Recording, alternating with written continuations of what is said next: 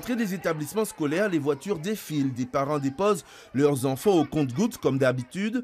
Et bien sûr, ils sont interpellés par la vive controverse provoquée par l'amendement qui prévoit de remplacer les mentions père et mère sur les formulaires scolaires par parent 1 et parent 2.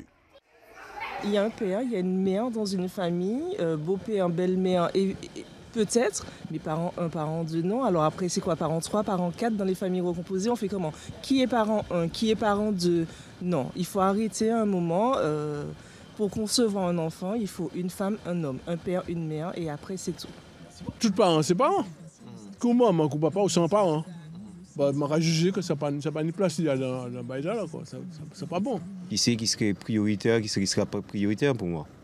Dans ce sens, c'est ce que moi je vois. Mais un parent restera toujours un parent.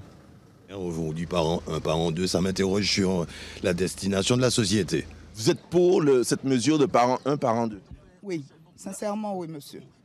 Pour le sociologue Moïse Udino, le remplacement de père et mère par parent 1 et parent 2 est une vraie fausse bonne idée. Parent 1, parent 2, déjà, on enlève un petit peu l'humanité aux gens, en mettant des numéros à la place, c'est déjà la première chose.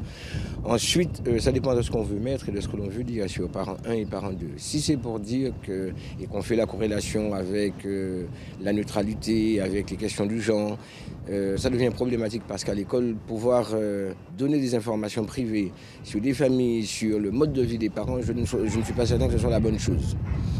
Ensuite, la deuxième chose, si c'est pour dire qu'un parent est homosexuel, vit avec une femme, vit avec un homme et qu'indifféremment on essaie de mettre parent 1, parent 2, je ne crois pas que ce soit une bonne chose pour la société, puisqu'à terme, on risque d'arriver vers une société où, en fait, on catalogue, on enregistre des informations sur les gens et je dirais même qu'on les flique.